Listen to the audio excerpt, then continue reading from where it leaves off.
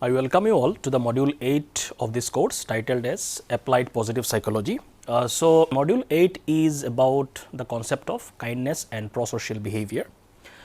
So, this is the third lecture of this module and overall this is the lecture number 22. Today's lecture is titled as Development and Interventions for Prosocial Behavior or Kindness. So, how prosocial behavior develops as the child ages or with the progress of age, and we will also talk about the intervention aspect for prosocial behavior and kindness. So, this is about the title of this today's lecture. Now, before we talk about today's lecture, let me give you a brief recap of the last lecture. So, the last lecture was also part of the same module, and in that lecture we discussed the concept of prosocial behavior and altruistic behavior, how it is defined, what kind of behaviors are included under this. We also discussed why does prosocial behavior matter in the context of human life and human society, why it is so important that we should understand prosocial behavior and what is its role or significance in our life. We also discussed the relationship between prosocial behavior and well-being in the both directions, how prosocial behavior increases well-being and the vice versa, in a sense how well-being also sometimes facilitate prosocial behavior. So, we have looked into the empirical evidences as well as theoretical explanation for this. So, in today's lecture, the key concept that we will be covering includes developmental changes in prosocial thoughts and action, especially as the child, the age of a child, as the age increases, how this in terms of developmental processes, prosocial thoughts and action changes. We will also look at the role of social learning in prosocial behavior, and at the end we will be talking about some of the strategies and concepts which are relevant in the context of interventions and promoting prosocial behavior and kindness. So, let us start today's lecture. So, let us start with the concept of developmental changes in prosocial thoughts and actions. How, as the child progresses in terms of age, how this prosocial thoughts and behavior changes. So, let us look into some of these developmental changes that happens. So, as child grow, various factors influence their motivation to help others, and several models can explain that. So, the two prominent model that we will be talking about in today's lecture are Robert Cialdini's socialization model, and also we will talk about Daniel Bartal's cognitive learning models.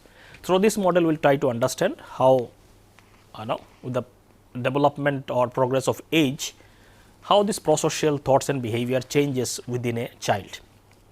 So, let us start with the Cialdini's socialization model.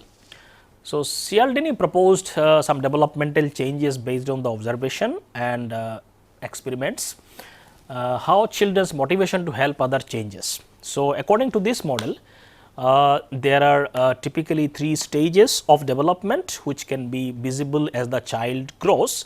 The first stage is called pre-socialization stage. So, in this stage what happens, and a young child are unaware that society values helping. So, they may help if asked, but do not associate helping with positive feeling.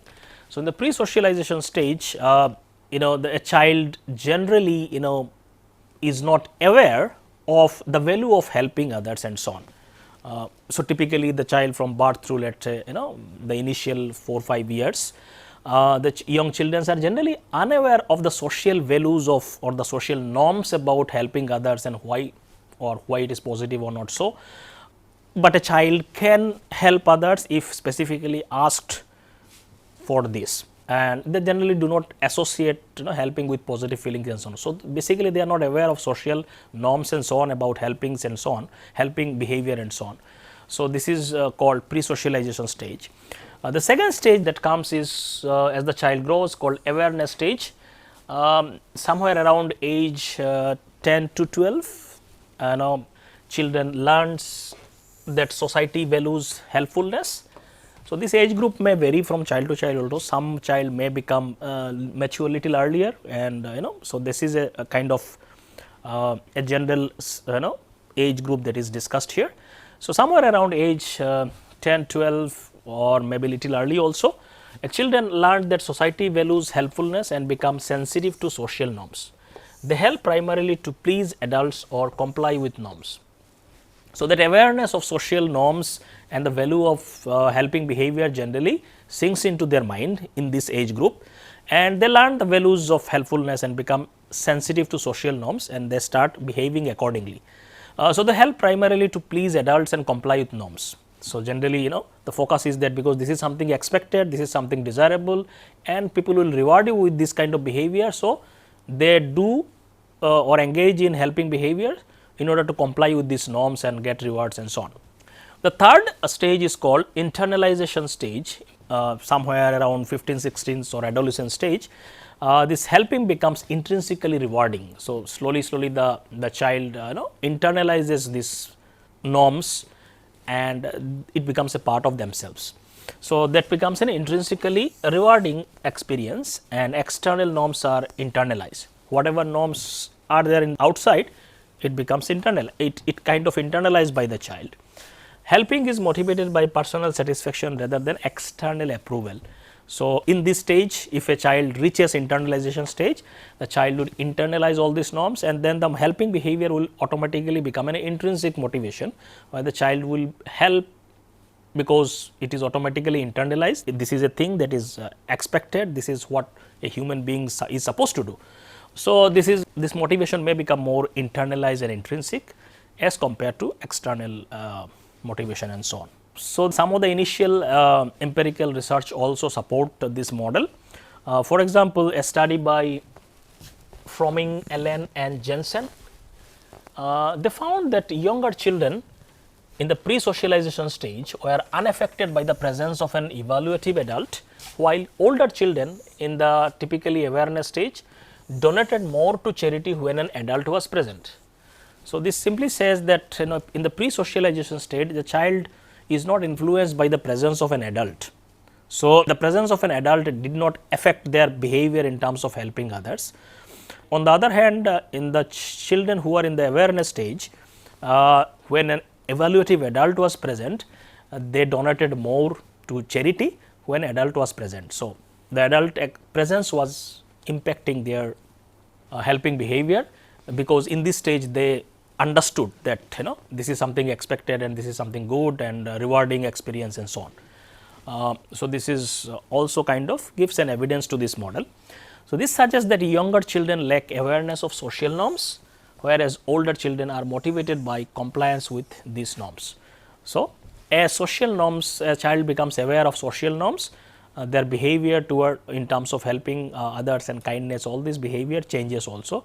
Slowly they become aware, and then they also internalize those norms and can influence in terms of their behavior. So Cialdini and Kenrick further tested the model using the negative state relief theory that we discussed in the last lecture, which was also proposed by Cialdini, and they found that 6 to 8-year-olds in a sad mode donated fewer coupons than those in a neutral mode, as they did not associate helping with mood improvement. So 6 to 8-year-olds are generally in the pre-socialization stage, and they found that in that age group, as the negative state relief model suggests, that we are more likely to help in many situations when our mood is bad. In a sense, this negative mood sometimes propels us to help others in order to remove or reduce this negative mood, because helping others sometimes makes our mood positive. So this may not happen in every time, but in many times negative mood can motivate people in terms of helping behavior and so on. So that was called negative state relief model, and in that context they found 6 to 8 year, typically the pre-socialization stage children, the sad mode did not actually promote helping behavior, as they did not associate helping with mood improvement. So those concepts, those norms were not there in their mind. 10 to 12-year-olds help equally in both mood conditions, indicating some awareness of the rewards of helping.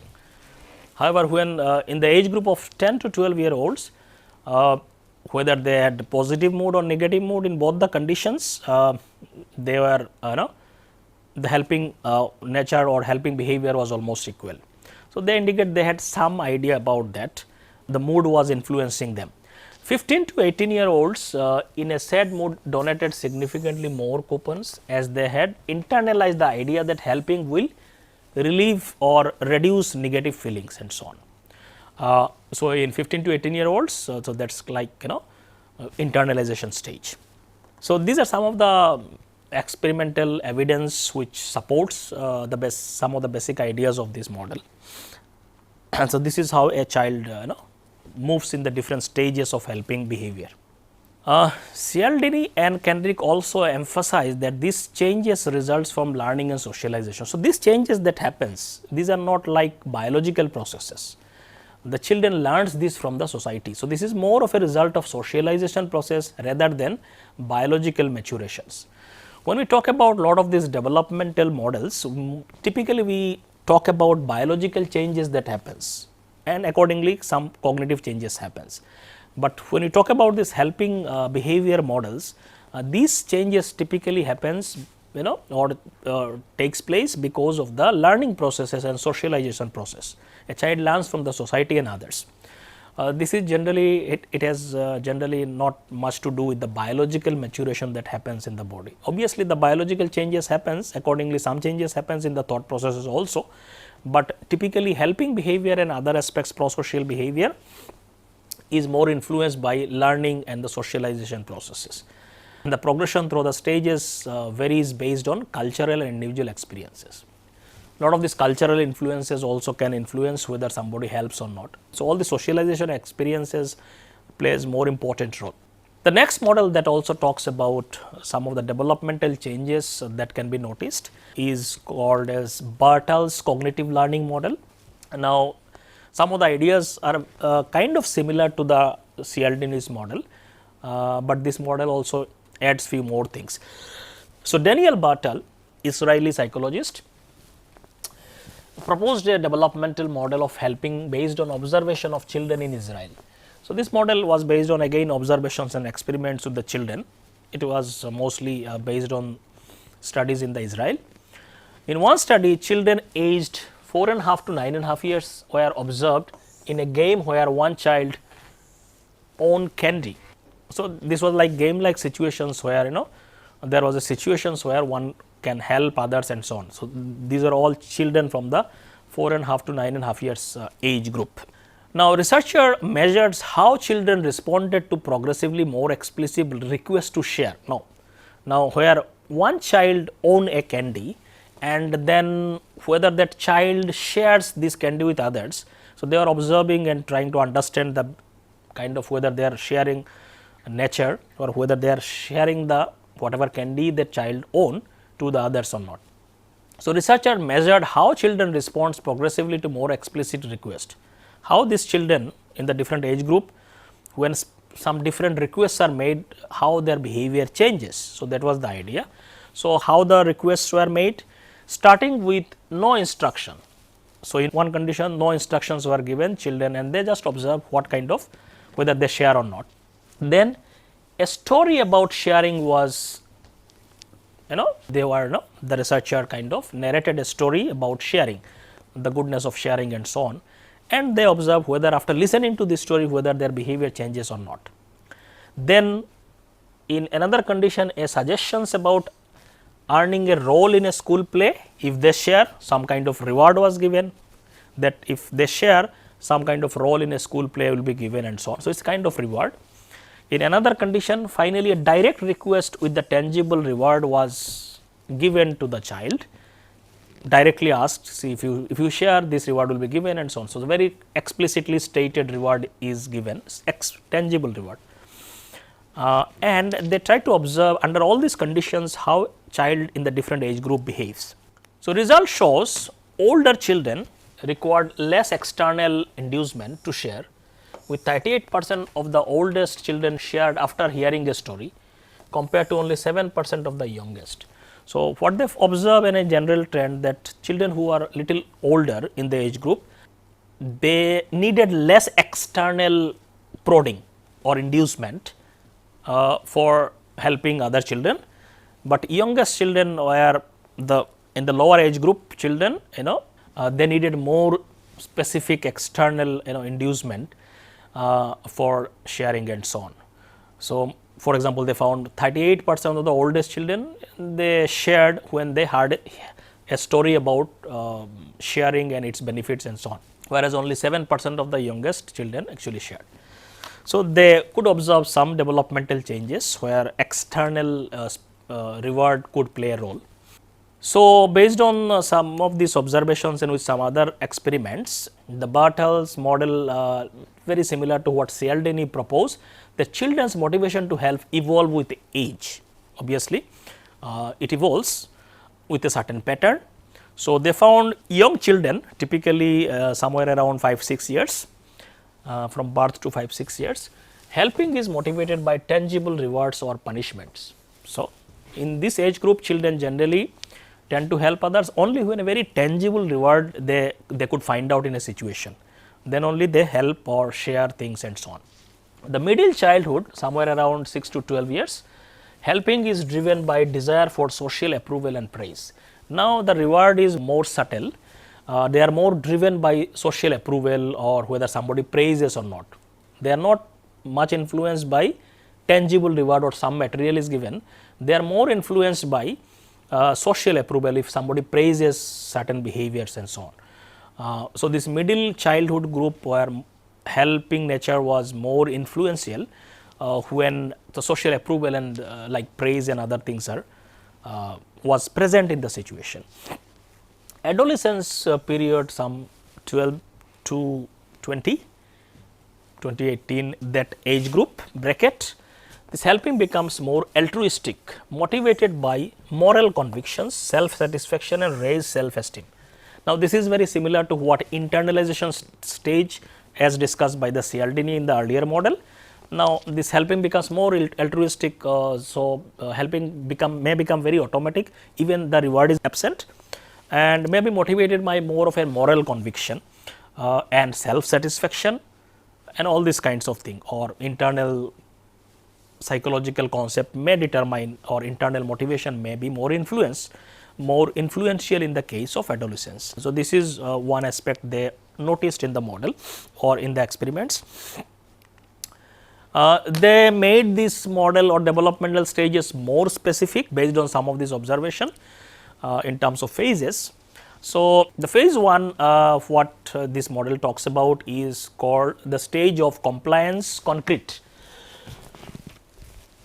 Now, in this stage or in this phase, individuals help because they have been ordered to do so.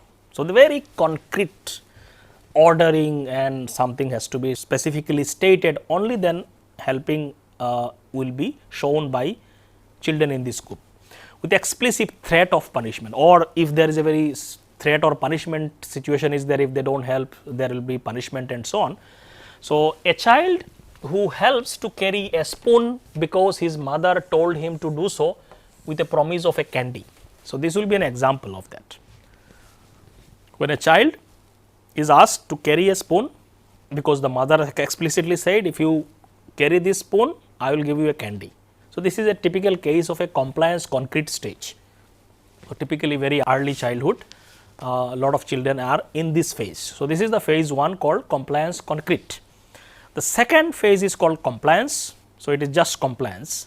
So, in this stage individuals help if an authority requests them to do so. Here also again they only involve in helping behavior only when some authority figure like parents and other thing only request them to do so. Even now, in this case there may not, the need of concrete reward may not be necessary. The threat of actual punishment is no longer needed. An example of this motivation occurs when a child helps to clean the table because the mother told him to do so. So, here if you see the compliance concrete stage, mother said I will give you a candy. So, that is very concrete reward was necessary. In this case such concrete reward or punishment may not be necessary, the child will just compliance with the order, or if an authority figure just makes a request, the child will follow that. So, that is called the next stage called compliance. So, from compliance concrete the child moves to compliance stage. The third phase is called internal initiative concrete reward. So, this is the third phase. What happens here?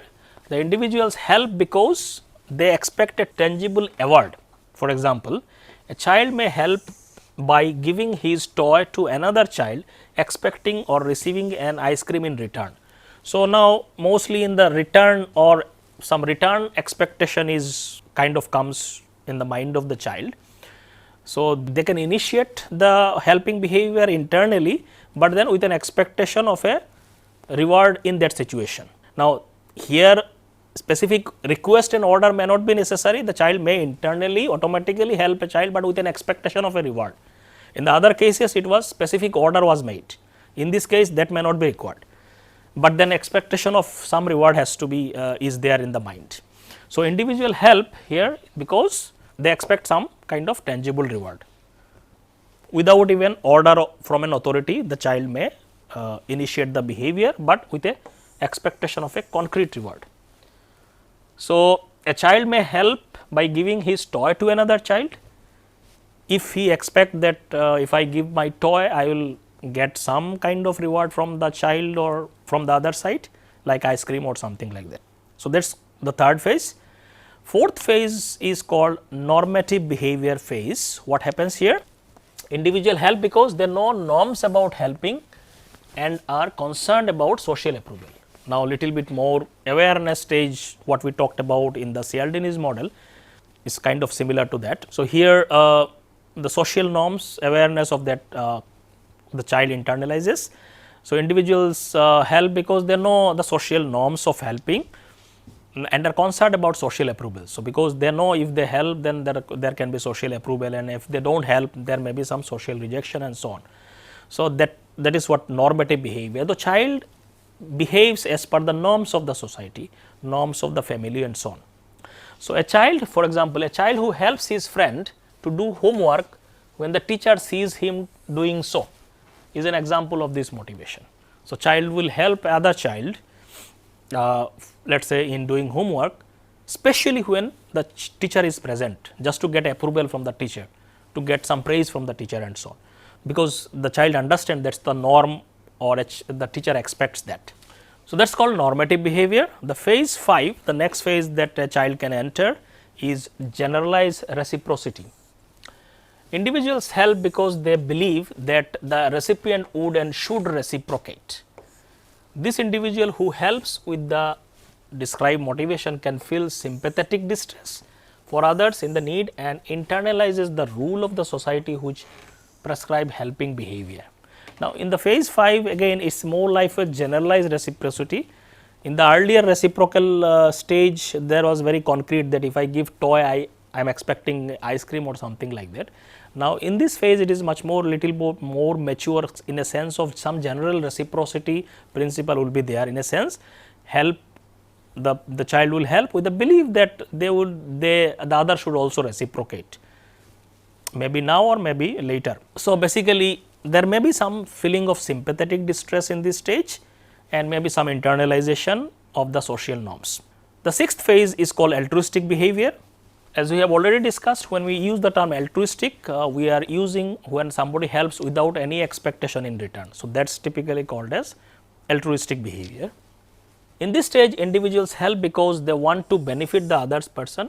Helping increases their self-esteem, satisfaction in life. So, that is typical altruistic motivation. In this stage, one is not expecting anything in return as such from the external world, but the helping happens because of some internal satisfaction or internalization of all the norms, because it is good to help and so on.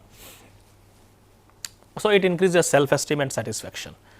Although individual does not expect anything in return, the return or giving help, self-satisfaction or raised self-esteem may be experienced. So, that is one aspect, no, because many people help because they feel satisfied with that, or they feel a sense of self-esteem increases, because they feel like they have done something good and so on. So, that helps in terms of improving moods and emotion and so on. So, that is called altruistic behavior. There is no expectation in return. So, these are the specific stages which are discussed in this model. So, these are the two models which are very similar in some sense in terms of how developmentally a child changes in terms of helping behavior, only the names of the stages and specific details are little different. Now, let us look into the concept of social learning in prosocial behavior. Now, as we have already said that prosocial behavior or helping behavior is by and large it is mostly learned behavior. A child learns from the society, learns from looking at other people and so on. It's typically a thing of socialization and learning process. That is why many people may not enter into a lot of these advanced stages that we discussed if they don't learn it. So, a lot of these internalization cases where no altruistic behavior may not, a child may never enter into those stages if they don't learn it. So, not necessarily everybody will go through that stage if necessary learning is not happening. So, that is why social learning plays very important role in the case of prosocial behavior or helping behavior and so on. So, the social learning plays very important role. So, three important concepts which are related to social learning can further explain how social learning plays role in terms of prosocial behavior. One is through direct reinforcement, second is observing models, and the third is verbal instruction. Now, these are the three important components of social learning that can explain helping behavior in much more detail. So, let us look into each of them. The first is called direct reinforcement. Here reinforcement typically used in the sense of reward or anything that increases the probability of a behavior is called reinforcement. So, children learn to help through reward and punishment. So, many times in the society when some behaviors are rewarded, typically helping behaviors are rewarded in the society.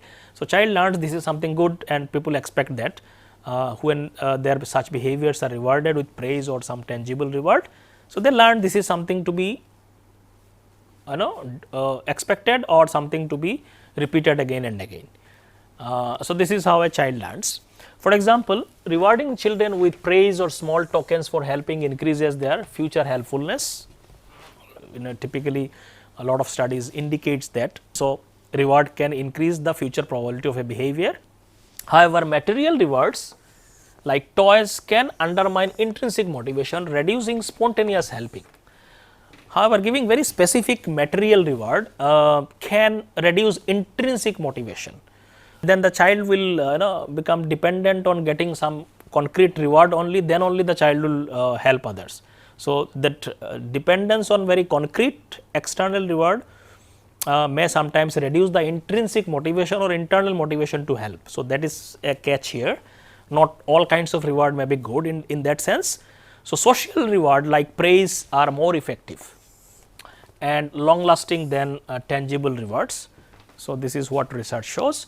So, reward can facilitate the process of or the prosocial behavior. Observing model, which is a part of social learning that we learn by looking at other people, models in a sense whoever is the model, parents or elders, authority figures and so on. A lot of things we learn by observing other people. So, similarly we also learn helping behavior, prosocial behavior by observing other people. So, children learn by observing helpful or altruistic models such as parents or media figures and so on.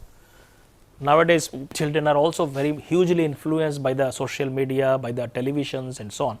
All that things also influences children, not just actual social situations. So, parents who model prosocial behavior and foster secure attachment raise children who are more empathetic and helpful. So, if parents shows helping behavior, empathetic behavior, obviously the child also follows that, they also see and observe and learn that, internalizes that. So, typically action speaks louder than words initially. Initially the child learns by looking at actions, what kind of actions people are doing, not just what they say. And later obviously over time both behavior and verbal messages of the model also influences. What the model says also becomes important later on. Initially actions, the children picks actions, what kind of behavior you are doing, not what just you say. So, prosocial television programs can also increase children's helpfulness and so on. So, television programs, real life social situations. So, whatever behavior they see around them, they internalizes them. This is how they learn things, including prosocial behavior. Verbal instruction can also be helpful in terms of prosocial behavior, which is a part of social learning. So, direct instructions and moral exhortations like preaching can effectively teach children to help, with general message about the value of helping being more impactful than specific instruction. So, obviously the teaching also happens through instructions. So, verbal instruction can also be helpful in this context. Specifically also the research shows internal attributions whenever this verbal instruction comes with internal attributions. For example, when you say a child, you are a helpful person, rather than saying that you help because I told you to do so, this is an external thing, because you are helping because somebody told you to do so. It is an external attribution that may not work. But on the other hand, when you say somebody you are a helpful person, that means it is an internal thing, this is what you are as a person. So, that becomes much more effective than external praise and fostering long term prosocial. So, internal attributions are much more helpful. When children attributes their helpful actions to internal causes, like I help because I am a helpful person, then they are more likely to help in the future, because they will make it a part of their identity, and that is much more impactful in that sense.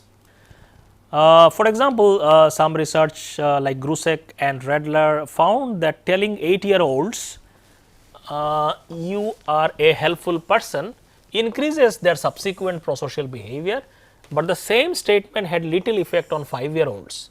This suggests that younger children may not yet fully understand or internalize.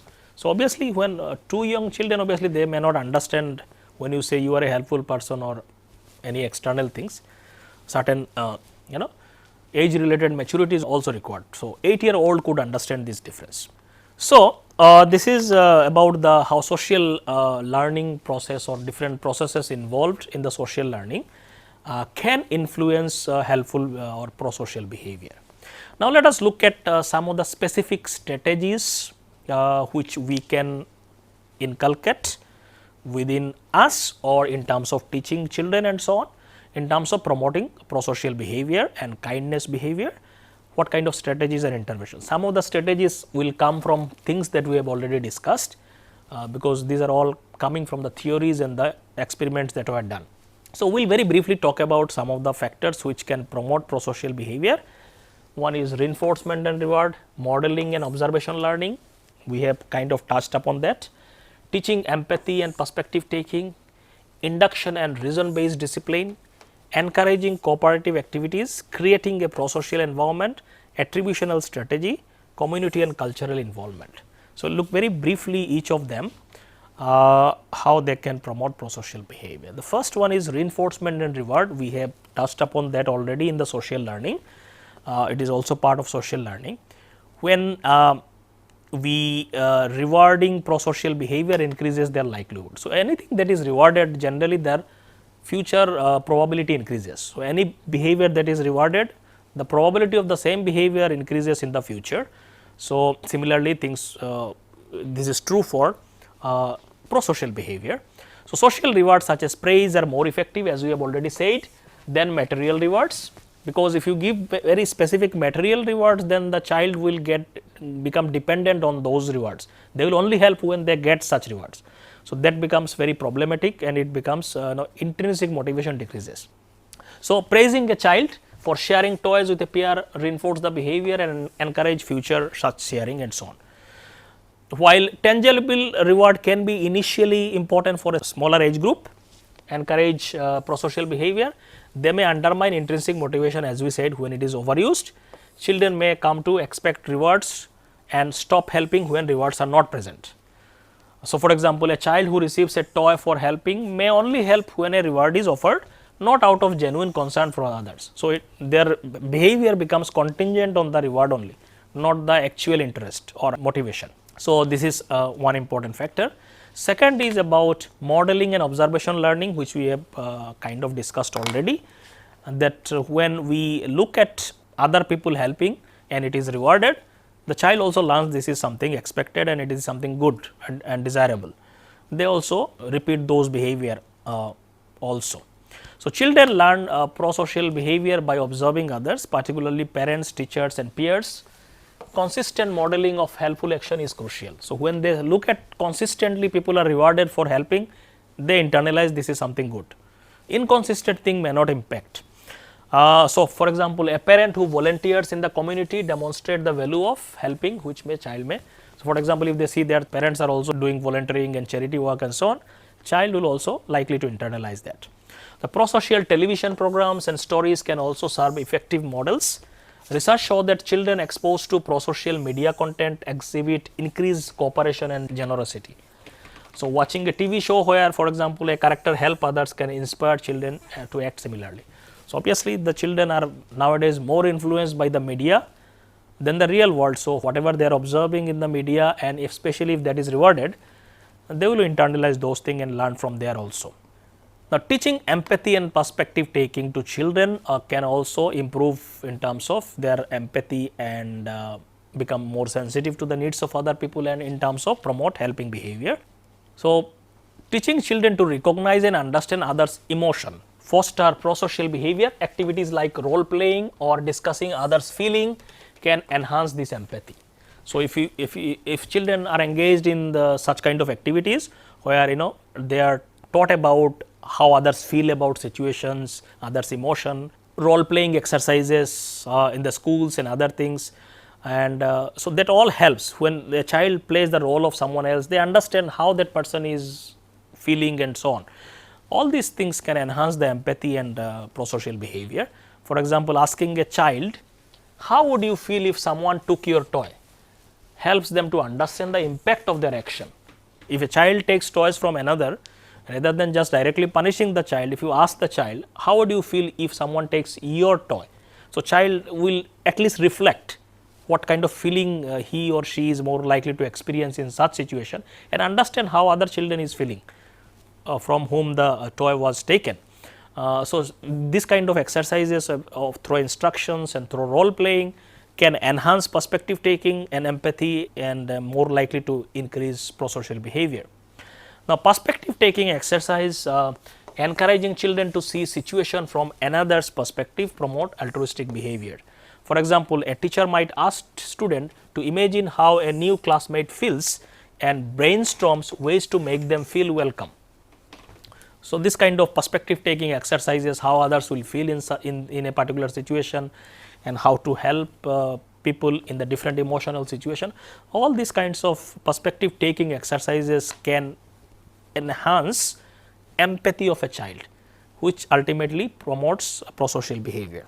Now, induction and reason based discipline is something, another important factor which can promote prosocial behavior. What does that mean? Is when we talk about inductive discipline, we are talking about this approach involves explaining the consequences of action and encouraging empathy. So, you are not directly just punishing and abusing a child, rather than trying to explain the consequence of an action, what will happen if they engage in this kind of actions. So, that is typically inductive discipline. It is more effective than punitive methods where you just punish a child or you withdraw love from that child. That may not work in a long term sense. For example, instead of punishing a child for not sharing, a parent might say, how do you think your friend felt when you did not share? Sharing makes others happy. So, basically you ask child to reflect on the consequences of their actions, So, that is something where also teach children to be more reflective about things that they are doing. Moral reasoning also sometimes help. Discussing the moral principles behind prosocial behavior helps children internalize these values. For example, explaining why helping a classmate with homework is the right thing to do. If they understand that moral reasons behind it, they are more likely to be kind and helpful to others and so on. If they do not understand, if you just punish them and they may not understand why you are punishing or what is the necessity of doing something. So, that if they understand the reason, automatically they will do it more. So, that is about inductive discipline. The next is encouraging cooperative activities. That is where child learns others' perspective. Child learns to help others, share others, and collectively do something.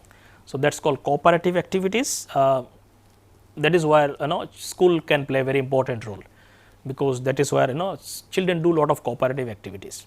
So, collaborative task, group activities that require cooperation, such as team projects, games, promote prosocial behavior by emphasizing shared goals and mutual supports.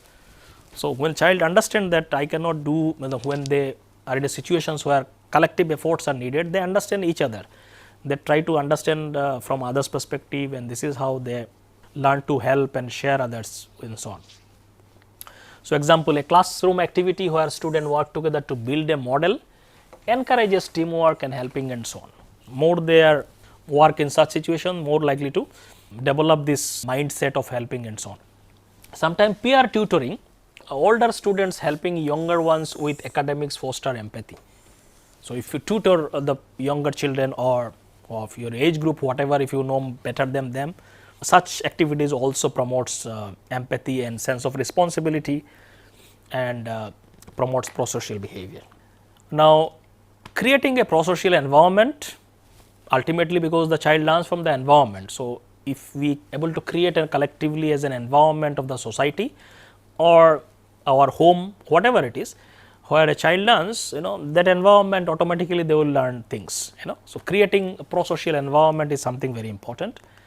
So, that where a school can play a very important role, family environment can play a very important role and so on. So, school and classroom culture something is very important.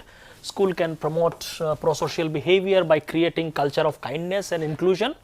This includes setting a clear expectations for respectful behavior and recognizing acts of kindness and so on. School generally tries to do that, and a lot of activities can enhance those whole environment of kind behavior and so on.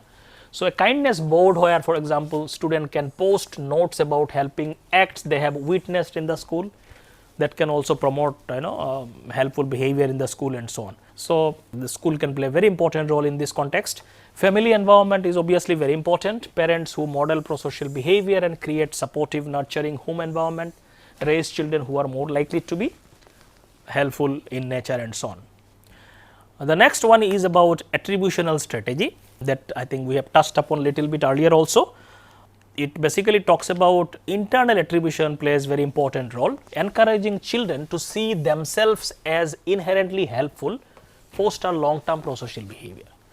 It is better to make realize a child should be make them realize that they are helpful in nature. They are not helping because of some external reason. They are helping because they are by nature helpful in terms of nature. So, that is called internal attribution. Helpfulness is coming from inside, not because of some external reason. So, that is called internal attribution. For example, that we already talked about, telling a child you are a kind person because you have shared, for sharing something, you say you are a kind person, that reinforces their self concept as a helper. So, it makes them an identity as a helpful person. So, for example, a teacher might say you are the kind of person who always helps others, to encourage continued prosocial behavior. So, by this statement the teacher is making an internal attribution to the child, and this will make them more motivated in terms of doing that again. So, in that context, the natural thing that we can conclude from here is that avoid external attribution. Overemphasizing external reward, you shared because I told you to do so, can reduce intrinsic motivation and so on. So, this internal attribution is very important. The last one is community and cultural involvement, which is part of broader socio-cultural context we are talking about. So, community service like involving children in community service project, such as cleaning a park or visiting nursing homes, teaches the value of helping others or helping in society, the collectively in terms of society and so on. For example, a school organized food drive encourages students to contribute to their community and so on. All these activities can help them to understand the value of this. Cultural practices that emphasize cooperation and shared responsibilities tend to raise more prosocial children. So, overall what is the culture of the society also is very important. A child slowly internalizes those cultures. So, if in a society the overall culture is to be more helpful, then obviously the child is most likely to pick that message. So, this is something about the different things that we can keep in mind in terms of training children, or even for ourselves also. All these intervention aspects can be very helpful in terms of promoting prosocial behavior. So, in conclusion, promoting prosocial behaviors is a multifaceted approach that may combine reinforcement, modeling, empathy training, inductive discipline and environmental support. All these factors can collectively enhance. So, this strategy not only benefit individual, but also contribute to a more compassionate and cooperative society, because individuals only collectively make the society. So, if individuals are compassionate, kind and prosocial in nature, society will automatically become that. So, this is all about some of the interventional aspect about prosocial behavior. So, with this I stop here. Thank you.